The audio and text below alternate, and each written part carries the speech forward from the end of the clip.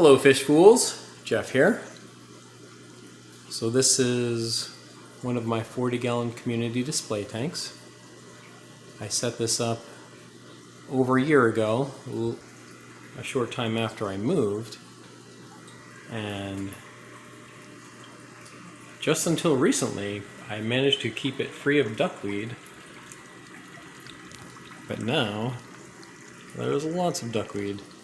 I actually did just do a water change, and in the process filled the water to the top so there was more flow across the top. But before doing that water change, it was maybe 80% of the top was covered with duckweed, like it was all like clustered together with maybe just a little bit open area where the sponge filter is over here and in front of the hang-on back filter where it was kind of just like pouring down but not just pushing across the top of the flow.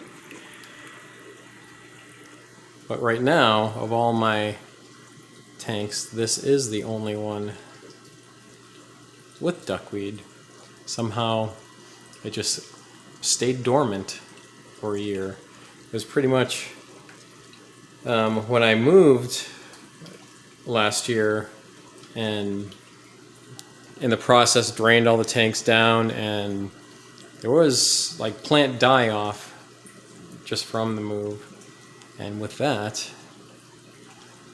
duckweed pretty much went away, and just somehow it re-emerged in this tank. But for the most part, there are pros and cons with duckweed. Probably more cons than pros, just because it's a nuisance, can be a nuisance and hard to get rid of.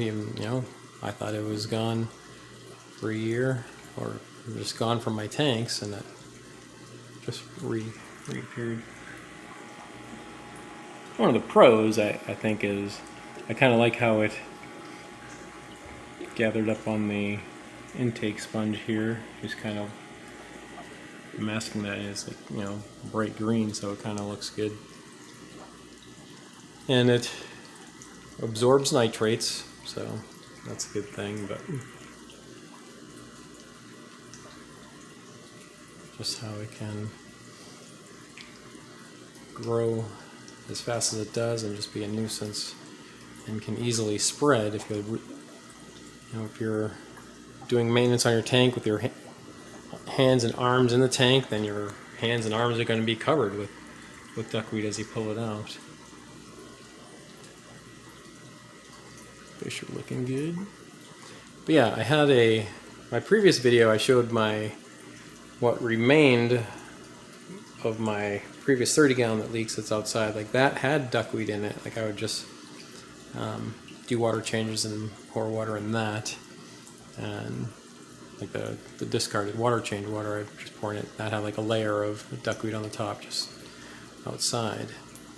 And so with this tank having the duckweed in it, and after that 30-gallon outside dried up, I started filling it up again, doing water changes, and got some of the duckweed in here. So I'll let that happen in that tank outside that's has this little leak.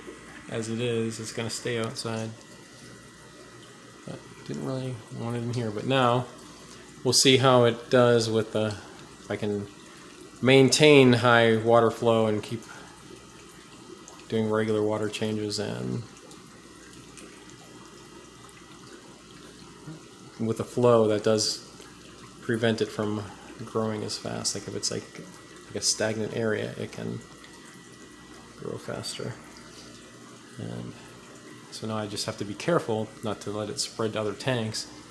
I recently took some of this anacarus and put it a couple stems in my 84-gallon, my 6-foot tank. By taking them out of here, I had to be careful and just kind of rinse it out until I was clear of any duckweed pieces. But I mean, yeah, it's possible I could have spread it to that tank. Hopefully not, but we'll see. Yeah, I just wanted to point that out with the duckweed, but kind of surprising. I mean, that's one of the things, maybe not really surprising, that you can think you might think it's gone. It can be dormant, like I said, for a year, and then it just reemerges. Yeah. Pretty soon I'm going to do more of an update of everything else that's going on with this tank. I still have fish in quarantine to move over here, so that's going to be coming up. But alright, that's it for now. And remember, I'm Jeff, and I enjoy fishies. Thanks for watching.